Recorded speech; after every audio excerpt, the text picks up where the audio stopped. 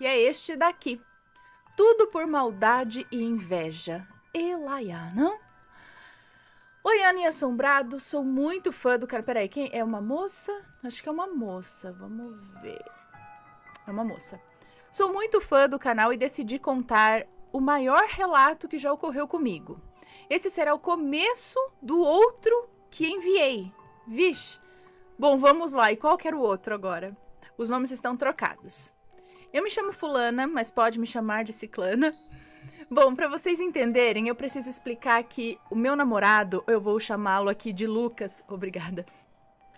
Vou chamar aqui de Lucas, ele não tem uma boa relação com a mãe, que vou chamar aqui de Lia. Pois quando tinha 1 ano de idade, ela o deixou para ir morar com outro homem e ele foi criado pela avó paterna, Regina. Porém, em 2014, ele foi morar com ela, em uma casa onde a tia dele, a Cláudia, é proprietária. E quando começamos a namorar em 2019, as coisas entre ele e a mãe pioraram, pois ela era totalmente contra ele namorar comigo. E eu nunca soube nenhum motivo, mas mesmo assim ficamos juntos. No final de 2019, a Regina, a avó que morava em outro estado, veio para o Rio e ele foi morar com ela. E a mãe, como vocês devem imaginar, ficou brava. Muito brava. E é aí que começa a ficar estranho as coisas. Quando o Lucas foi morar com a avó dele, Regina, em dezembro de 2019, a mãe continuou a morar na casa da tia Cláudia e passou a implicar e provocar todo mundo. Porém, por conta das implicâncias da Lia, acabou que a tia dele pediu para que ela se retirasse da casa no começo de 2020. E depois que ela saiu, aí é que começou o caos. Nessa época, eu já estava morando com ele por conta da pandemia. Numa tarde normal, estava deitada no sofá e o Lucas no chão, assistindo vídeos sobrenaturais no YouTube, mas quando deu ali umas 3h30, mais ou menos, 3h30 da tarde, tanto ele quanto eu sentimos sono, então resolvemos tirar um cochilo. Lembro que sonhei com os vídeos que vimos e comecei a me sentir com medo, mesmo estando dormindo. Eu lembro que no sonho eu estava numa sala escura, quando senti alguém puxar o meu pé com força e me levar para a mais profunda escuridão. Com medo, eu acordei e, assustada, comecei a olhar em volta. E quando olhei para o pé do sofá, eu vi, uma mão branca com os dedos longos e magros, com unhas enormes, sumindo para baixo do sofá. Pensando que era o Lucas me pregando uma peça, eu olhei para o lado e vi que ele estava dormindo.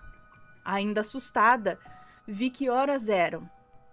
E vendo que era por volta de 6h30 da tarde, tomei coragem para levantar, só que eu senti uma dor no meu pé. E quando olhei, vi que tinha marca de uma mão estranha, ou marca da mão estranha no pé. Tanto eu quanto o meu namorado ficamos com medo e passamos semanas sem dormir na sala. Mas as coisas estranhas não pararam por aí.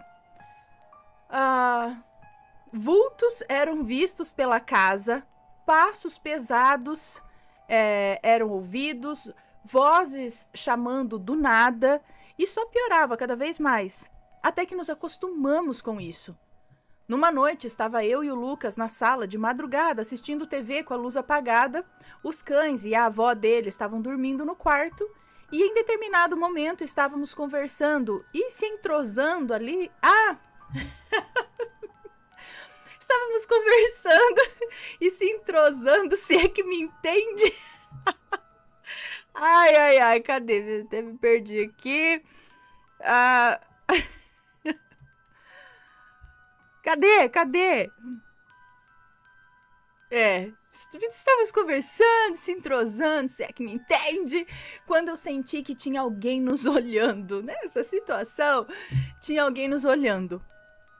Como estava escuro, eu comecei a olhar de volta, pensando que a avó dele tinha acordado, ou que tinha alguém na janela. Porém, quando olhei para o corredor e para a porta da cozinha, eu vi uma figura escura e medonha, sem rosto, parada olhando pra gente. Mesmo sem olhos, eu sentia o olhar pesado daquilo. Na hora, senti meu coração parar e travei no lugar. Meu namorado, preocupado, perguntou o que estava acontecendo. Nem falar eu conseguia. Quando consegui, falei o que eu tinha visto e quando ele foi olhar, viu também a figura parada, tentando se esconder na cozinha. E quando achamos que ela tinha ido embora, vimos essa figura saindo em direção ao quarto da avó dele. E com medo acendemos as luzes e fomos ver se estava tudo bem. No decorrer dos dias, isso passou a acontecer com frequência. Tanto que passamos a ver e a sentir essa figura andando pela casa e nos observando. E começamos também a ouvir vozes nos chamando quando estava tudo em silêncio. Nossos cães começaram a passar mal do nada. Os exames veterinários estavam perfeitos. Passaram a ficar rosnando e latindo com raiva para o corredor e também para lugares onde aquela figura estranha aparecia. Nossos pássaros morrendo inexplicavelmente. Foram 3 ao todo. Nenhum passou de 1 mês. O último não passou nem de 1 semana. Pássaros, é isso? Ok, com medo do que estava acontecendo, falamos com uma pessoa. Vou chamá-la aqui de Lua. Falamos com ela para nos ajudar. Quando ela chegou aqui, disse que já podia sentir que tinha muitas presenças na casa, mas somente uma se destacava e que ela estava sugando as energias da casa, principalmente do meu namorado, causando o caos ali. E marcou de vir fazer uma limpeza completa na casa e nos moradores. No dia em que ela marcou, pouco antes dela chegar, eu, Lucas e Regina tivemos uma briga muito feia. Tanto que o Lucas machucou a mão de tanta raiva. Eu mesma não reconhecia ele, pois em sua expressão tinha muita raiva e ódio. Quando ela chegou, disse que viu que quem mandou isso foi a Lia, a mãe do Lucas, por raiva de ter sido expulsa da casa e por ele continuar namorando comigo e morando com a avó. Depois de explicar tudo, ela fez a limpeza na casa e também em nós. Quando estava purificando a casa, ela pediu que ficássemos no quintal e que não entrássemos ou ficássemos de costas para uma porta. Quando estávamos sentados lá, o Lucas viu o rosto daquela figura preta sem expressão, parada em cima do muro da casa da vizinha, espiando a nossa casa, como se esperasse para entrar.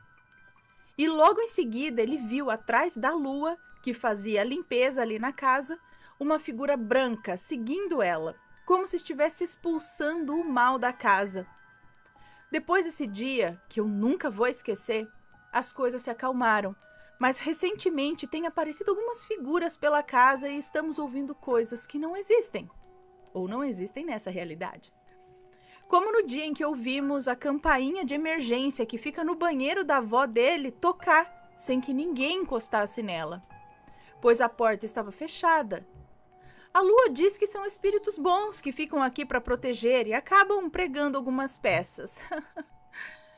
Tudo o que escrevi foi real e muitas pessoas viram o que acontecia e o que aconteceu aqui. E sinceramente eu não desejo isso para ninguém. A Lia, a mãe do Lucas, hoje nos trata bem por conta do nosso filho.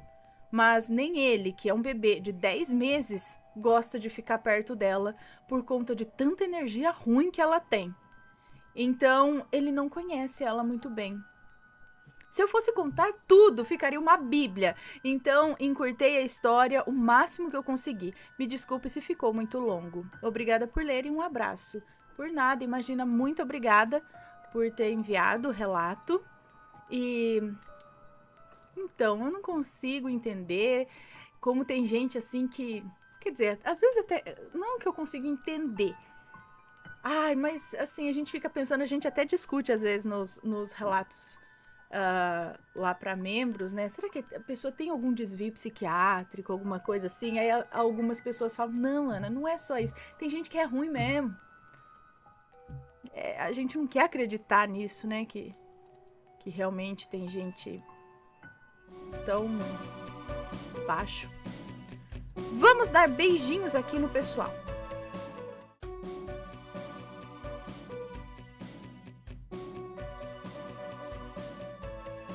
Está gostando dos relatos no Reverso Assombrado? Então não se esqueça de deixar o seu like. E é claro, se ainda não for inscrito, se inscreva.